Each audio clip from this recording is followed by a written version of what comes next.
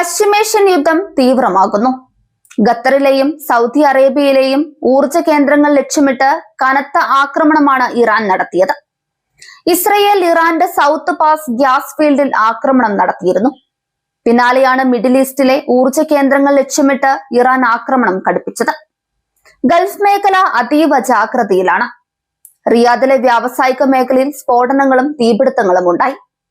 രാജ്യത്തെ റിഫൈനറികൾ ആക്രമിക്കപ്പെട്ടതിനൊപ്പം അടിസ്ഥാന സൗകര്യങ്ങൾക്കും കേടുപാടുകളുണ്ടായി.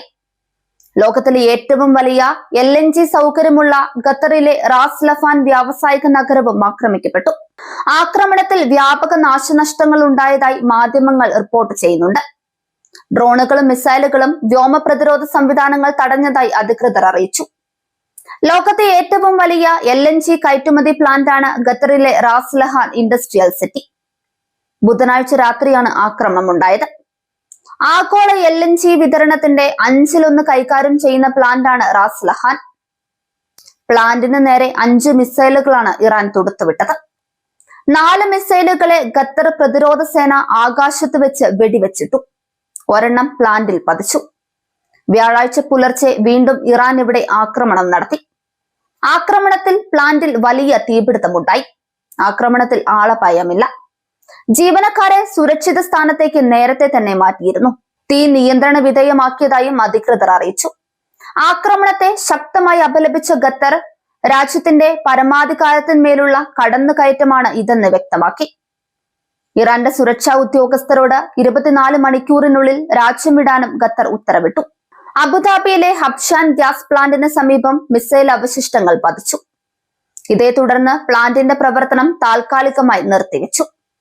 രാജ്യത്തെ ഏറ്റവും വലിയ ഗ്യാസ് ഫീൽഡിന് നേരെ ഇസ്രയേൽ നടത്തിയ ആക്രമണത്തിന് പ്രതികാരമായി ഗൾഫ് മേഖലയിലുടനീളമുള്ള ഊർജ്ജടിസ്ഥാന സൗകര്യങ്ങളെ ആക്രമിക്കുമെന്ന് ഇറാൻ ഭീഷണിപ്പെടുത്തിയിട്ടുണ്ട്. യുദ്ധം ആരംഭിച്ചതിന് ശേഷം ഇറാനിലെ ഇന്ധന ഉൽപാദന കേന്ദ്രത്തിന് നേരെയുള്ള ആദ്യത്തെ ആക്രമണമാണിത്. സൗദി അറേബ്യ, UAE, ഖത്തർ എന്നിവിടങ്ങളിലെ നിരവധി ഊർജ്ജ കേന്ദ്രങ്ങളിൽ വരും മണിക്കൂറുകളിൽ പ്രത്യാക്രമണം നടത്തുമെന്ന് ഇറാന്റെ റവല്യൂഷണറി ഗാർഡുകൾ ഭീഷണി മുഴക്കിയിട്ടുണ്ട്. ഇറാന്റെ സൗത്ത് പാസ് ഗ്യാസ് ഫീൽഡിന് നേരെയുള്ള ആക്രമണം ഇസ്രയേൽ അമേരിക്കയുടെ സമ്മതത്തോടെയാണ് നടത്തിയതെന്ന് ഇസ്രയേൽ മാധ്യമങ്ങൾ റിപ്പോർട്ട് ചെയ്യുന്നു. ഇറാന്റെ എണ്ണ വാതക മേഖലയെ ഇരു രാജ്യങ്ങളും ഇതുവരെ ഒഴിവാക്കിയിരുന്നു. ആഗോള എണ്ണവിലയിലെ വർധനവ് തടയാൻ ഇത് സഹായിച്ചിട്ടുമുണ്ട്. ഹോർമുസ് കടലിടുക്കിലെ ഉപരോധം തുടരുന്നതിനിടയിൽ ഗൾഫിലെ എണ്ണവാതക അടിസ്ഥാന സൗകര്യങ്ങൾക്കുള്ള വർദ്ധിച്ചു വരുന്ന ആക്രമണ ഭീഷണി ആഗോള വിതരണത്തിൽ കൂടുതൽ തടസ്സങ്ങൾ ഉണ്ടാക്കുമെന്ന ആശങ്ക ഉയർത്തിയിട്ടുണ്ട്. ബുധനാഴ്ച ഉച്ച കഴിഞ്ഞ് എണ്ണവില ബാരലിന് $110 ഉയർന്നു.